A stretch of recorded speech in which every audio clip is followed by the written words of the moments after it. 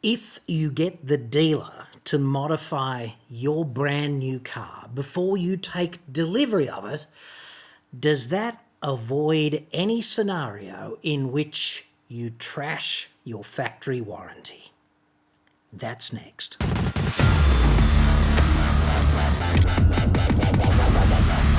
I'm John Cadogan from AutoExpert.com.au, and I get new cars cheap. Australia only. Website. Card. Now, perhaps you're stroking your beard on your couch with your phone, looking at four-wheel drive wanking chariots and associated modification porn. There's no shame, dude. We all do it. Except me. Is it a good idea to get those modifications done by the dealer and thereby preserve your factory warranty? This report is sponsored by NordVPN. I'm no IT expert, but I've seen enough, especially lately, about data breaches, scams and hacks to know that being online is inherently risky and potentially very costly. You don't have to be tech savvy to use NordVPN. It's a simple one-stop cybersecurity solution. One click and you are protected from hackers, malware and pop-ups across as many as 6 devices. Go to nordvpn.com/AEJC now and you'll get 3 to 12 months extra time on any 2-year subscription as part of Nord's 11th birthday celebration. Plus 1 more bonus month just for using the nordvpn.com/AEJC link in the description. NordVPN is the world's fastest VPN, and it only costs about as much as a cup of coffee every month to keep your data, your identity, and your devices secure. NordVPN can also save you money because you can assign your virtual location to another country where, for example, flights and accommodation might be cheaper than they are back home. The same goes for streaming services. You can also access live sporting events and other content that may not be available where you actually live. That's a pretty small price to pay for cybersecurity, not to mention the potential savings also on the table. Go to nordvpn.com/AEJC now to get a huge discount off your plan, plus a free 11th birthday gift and all that additional free subscription time. Totally risk-free with Nord's 30-day money-back guarantee. That's nordvpn.com/AEJC, link in the description. And thanks to Nord for sponsoring this episode.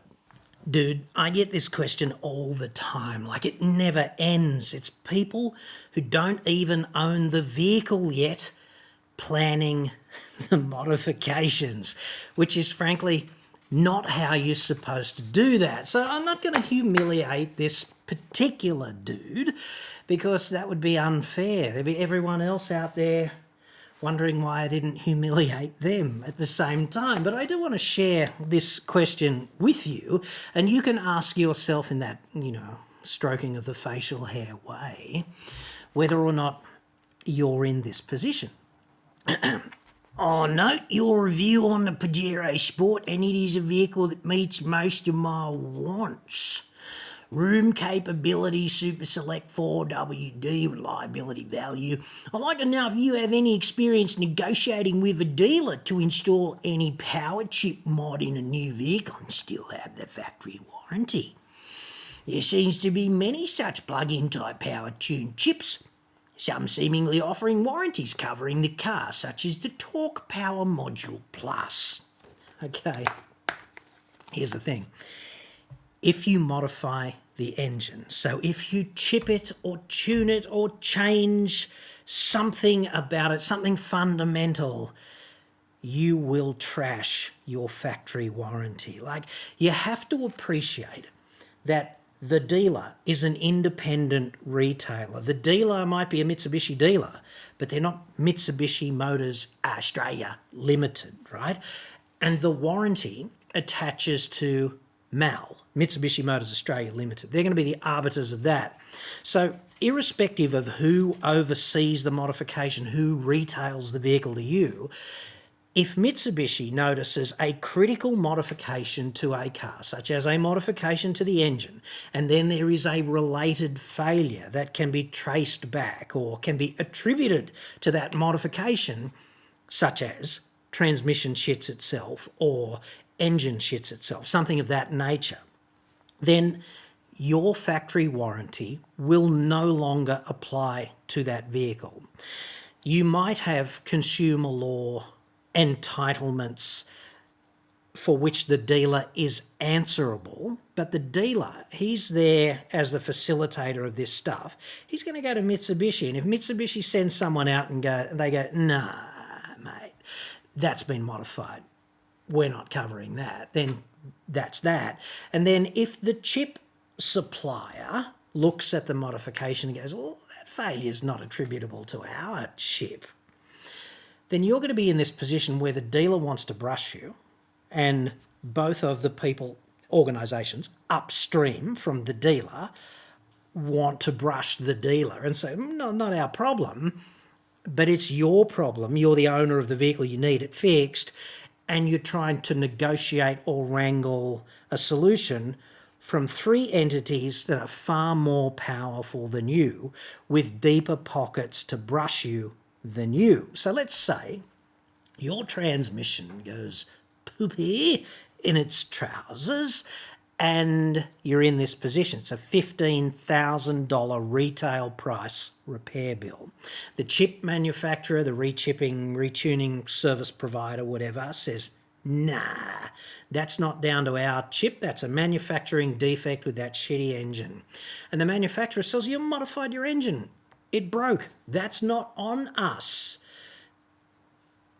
What do? Right? If you try and fight this in court, like the first 2 hours that you spend in front of your solicitor learning how this actually works, that's going to cost you $1,000. You're going to need an expert report. So you're going to need to commission some consulting engineer who's got some specialisation with, in this case, transmission failures, and that expert has to work for the court. They can't really work for you. That's not how being an expert witness works, even though you're paying for this report. That's going to cost you several $1,000s. And if you go down this path of fighting it, you might lose. You could well lose. You could have your day in court and you could have spent $6,000, $8,000, $10,000 pursuing this claim, only to be told, nah, dude, that's on you by the judge. And then you're still looking at a $15,000 retail repair bill. So I would have to ask you, do you really want to open that door willingly and step on through? And is it wise to do this at the outset? Like, you don't even know if you need a chip yet. You haven't even driven the vehicle in any substantial way. And if you know that its power production is inadequate for the roles that you're going to assign the vehicle to doing for you, then why not just buy a different vehicle? Like, is that not easier if the 2.4 engine in the Pajero Sport is not grunty enough for you? Maybe the V6 in the Ranger and the Everest, same shit, different day, maybe that's going to be better. And it's gruntier off the bat. It'll have more performance off the bat, and therefore, being standard, the factory warranty will not be in question. But you would be in bed with Ford, obviously. And, well, I'm not sure that's something you want to do, but you would want to find a more powerful standard vehicle, would be my advice, if you know you need more power. But most people sitting on the couch stroking their facial hair, they only think they want more power. They've got no objective basis for making that determination. Now, I don't want to trash talk It, which is the product that our correspondent today was considering, because all of these aftermarket chip type things are essentially the same. They do essentially the same stuff, and in my view, they walk up to the line of misrepresentation over and over and over and tell you a bunch of half-truths about their product. They say things like this, which is on the Talkit website today. Quote, the Talkit power module uses less fuel yet creates more power by maximising the energy output from each drop. Okay? That's nonsense, like scientific nonsense, at least in my estimation. And I'm saying this because a drop is not a particularly scientific measurement of fuel, obviously, but the energy in a particular control mass, like per unit mass of diesel, for example, it doesn't change. You can't change the amount of energy in a standardised mass of fuel. There are slightly different formulations of diesel, and the combustion enthalpy, which is the amount of energy released when you burn a mass, a controlled mass of fuel, varies slightly depending on the formulation of the diesel. But you can't just put a magic product in your engine or on your engine and change the amount of energy that comes out per drop of fuel. It just doesn't work that way, okay? You can't change the nature of the fuel. For the record, the combustion enthalpy of diesel is around about 44 joules per gram of diesel. It varies from about 42 to 46, depending on the formulation, right? They go on and they say, quote, "The power module alters your air-to-fuel ratio for a more optimum mixture, increasing power and torque for maximum performance. You'll notice the pulling power instantly, enjoying a far smoother driving experience." Yeah, I get that. That's exactly what they do. And I'd suggest that if you want to talk about engine tuning for dummies, then whatever the air-fuel ratio is, if you lean it out a little bit, like if you put more air in relative to the amount of fuel going in at a particular time, then the power, like the torque at the crankshaft, which equates to greater power, is going to increase. But there are a couple of problems with that. This is exactly what Volkswagen did with Dieselgate, right? So basically what happens when you do that is that the emission of pollution, specifically oxides of nitrogen, goes through the roof. And if you get a bit enthusiastic with leaning it out, so does the cylinder temperature, which is extremely bad for longevity. And I'd suggest that you can't be emissions compliant any longer and do that if you notice the difference. Like if the difference in torque/power production of your engine is big enough to be noticeable, then it's extremely unlikely that the engine is any longer compliant with emissions regulations. And if you get found doing that, there's a dirty big fine for that. It's 5 figures in some states. So it's unlikely that you're going to get caught and prosecuted, but if you are, it's going to be extremely memorable. And if you've got a sort of ethical dimension to your conduct, then you have to say, if you live in a city, you've really got no business pumping up the noxious emissions in our built-up areas, because pollution kills people. Pollution from vehicles is terribly dangerous, and that's why we have emissions compliance regulations. It's not just to inconvenience the shit out of you. It's not just to manufacture an opportunity for the people who retune engines. And I'd also suggest that when manufacturers tune an engine, they do it in a really diligent way, and they put a lot of time and resources into the process, because they're in a sort of 4-way balancing act, because they all want to maximise their power and torque output, and they all want to deliver fuel economy, and they all want the vehicle to be drivable. And that is a really broad subject, because it means hot weather and cold weather starting capability, and part throttle at medium revs performance, and on the gas and off the gas and how that feels. And it's a really nuanced domain, that sort of thing, okay? And then they want durability, because they don't want the driveline components just going poopy in their trousers all the way to Dingo Piss Creek, because that'll be bad for reputation. Okay, so they've got these 4 things: their power, economy, durability, drivability, and also the 5th thing, emissions compliance, right? They've got to deliver all of that shit, and it takes hundreds to thousands of hours, and then they need to go and prove it in the field by doing thousands of kilometres of testing per powertrain combination that's out there in the market. And what I note with these aftermarket retuning chip type suppliers is that they don't have the resources to do all of that kind of testing, because they want to sell you a widget that goes into a Pajero Sport, goes into a Prado, goes into all kinds of vehicles that you would take to Dingo Piss Creek. So all of the Utes, your Tritons, your D-Maxes, your Hiluxes, your Fortunas, they want a product for all of them, and they don't have the resources to ensure things like durability, particularly things like durability. Now, in R&D, a manufacturer might have, let's say, a 500 Newton metre input limit on a particular transmission, and therefore the engine, one of the design constraints on the engine, will be not to deliver more than 500 Newton metres, right?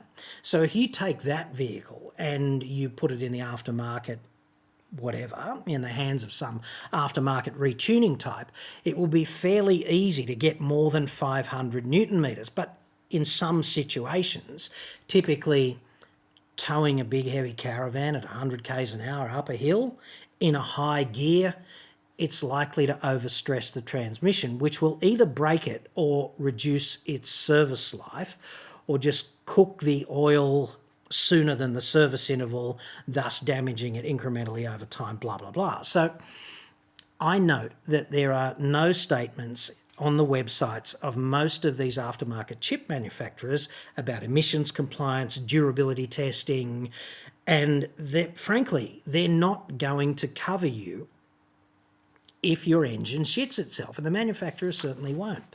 And even, they'll make statements about warranties and things like that on their website, but I'd be very interested to hear from anybody who's had a problem like that and the chip manufacturer said, yeah, sure, we will pay for that new engine because that's our bad. I have never heard of that happening. Now, on the FAQs for Torque-It, one of the FAQs is, will a Torque-It product void my warranty? And they say, quote, in most cases, no, it will not void your warranty. A pedal torque plus power module and exhaust won't affect your manufacturer's warranty. The module map leaves a mark on your ECU. For this reason here, it can affect your manufacturer's warranty. So does that just mean if your engine shits itself, they expect you to pull it out and just disappear it so the manufacturer doesn't know it's there? And that's why these other products won't void your warranty. But hey, we can't do anything about the one that does actually leave some indelible mark on your engine ECU, and therefore it does void your warranty, because on my world, modifying your engine in any substantial way will void the factory warranty, irrespective of who does it, the dealer or not. And here's the question that the beard strokers never ask, okay? Do you actually need more power and torque? Like, I just towed the heaviest load I have towed with the Triton. Okay, I've got a GSR Triton, which is essentially a GLS with just a bit of fruit and blacked out, Mighty Morphin Power Rangers, chrome effects on the grill. And I just towed my heaviest load with it, which is just shy of 2 tons. It was like 1950 or something. And I towed it on the freeway from roughly Newcastle to Sydney, which is about 130 kilometres. At least the way I did it was about 130, because I didn't go right to Sydney and I didn't go right to Newcastle. But it was a good enough shakedown run. The road was pretty rough in places. There was plenty of high speed, and there's 2 big hills on the freeway as well where you get to tow the load at like 100. So did I need more power or torque? No, I didn't. And here's the acid test. Peak torque for the Triton at least, which is also our correspondent's Pajero Sport, is at 2,500 RPM in the diesel, right? And peak power is at 3,500 RPM. So this is the so-called power band where you're getting maximum mumbo out of that engine. And it's not the world's most spectacular engine, but it's okay. You've got to ask yourself, do I need more power? Here's how you tell. If you are using wide open throttle against a balancing load between 2,500 and 3,500, and you're bogging down and going backwards, and the engine and the powertrain are not coping with the load, then yeah, you need more power. But if you're not doing that, see, engines produce more power and torque when you do that with your right foot. So if you need more power and torque, do that. The problem is when you get to that and you're still bogging down in a particular gear, then you do need more power or torque, or you need to slow down and change back so that you can multiply the torque a different way and just climb at a slower speed, right? That's just how this works, right? Most people who say, oh yeah, I need more power, they don't need more power at all. This is just a fantasy, or at least it's disconnected from objective reality. And you won't know unless you own that vehicle. So until you have put this to the test, do not modify the vehicle, because it may be completely adequate the way it rolls off the factory floor. And the two options there are, if you own the vehicle and then you expect it to do something else and it's not coping and it's a few years old, then maybe you should open the modification door. I'm not anti-modification, not by any long shot, right? I'm just anti-modifications for no reason, because you've read some road test porn about some modification thing and then I want to do that. That's not the way to do this. The way to do this is to identify an objective need for your vehicle to do something that it does not currently do. Now, if you don't own that vehicle and you seriously suspect that it is not up to the task to which you are going to assign it, then rather than open this warranty voiding door, even if it's only a potential but likely opening of said warranty voiding door, buy a different freaking vehicle, because then you'll be able to use it standard. And if the thing does go poopy in its trousers, you will not have to argue the toss or be caught in this ridiculous four-way between you and three more powerful entities, which would be you, the dealer who set up the modifications for you and sold you the car, and the supplier of the modification package, and the factory, which is hell-bent. All of them going to be hell-bent on denying your warranty claim simply because of the asymmetry of power and, of course, the fact that it suits them.